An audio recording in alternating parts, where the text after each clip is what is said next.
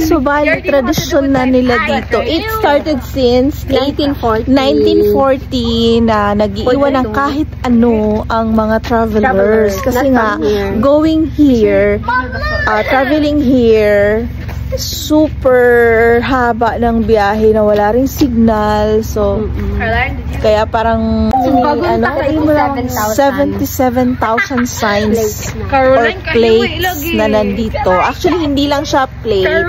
Kahit anong pwedeng iiwan ng mga traveler. So, it started 1940. So, kaya ganito na siya kadami. Guys.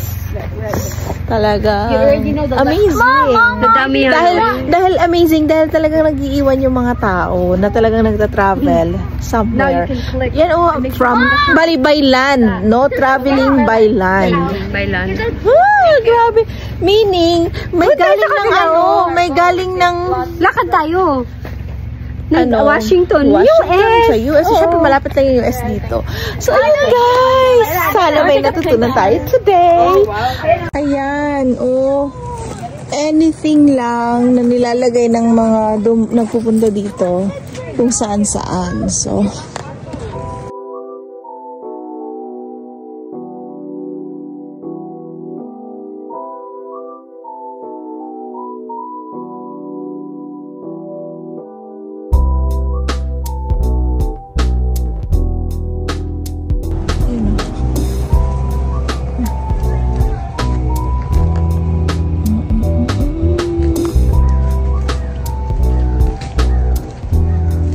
bago to, 2025.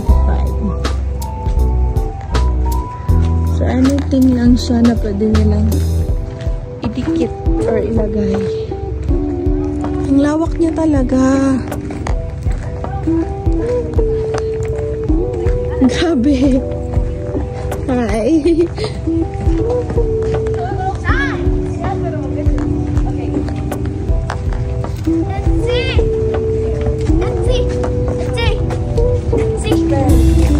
That's called garden maps with signs. Oo.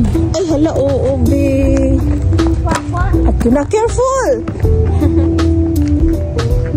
Grabe, no? Oh, Alberta, Nova Scotia. Made with signs. Stop it, Casey. Diba? Ang lawak niya talaga. As in, parang buong block siya. Para siyang bridge. Oh my gosh, is this even a sign? Yes. How? I don't know. It's a plate with markers. Ha?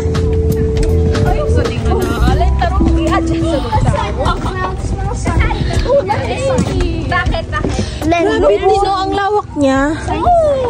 Pero, mga tourist. Bale, ito yung mga turista dito. Mom, is this going to paglagay sila. Grabe. Mga plaka lang sa kanan. Oo, halos. Ba't kaya? Anong dito sabihin niya?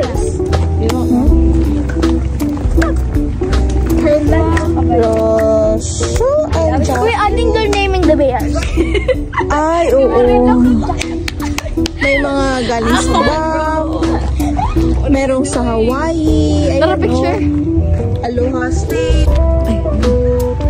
They look bread. They look bread. Dali.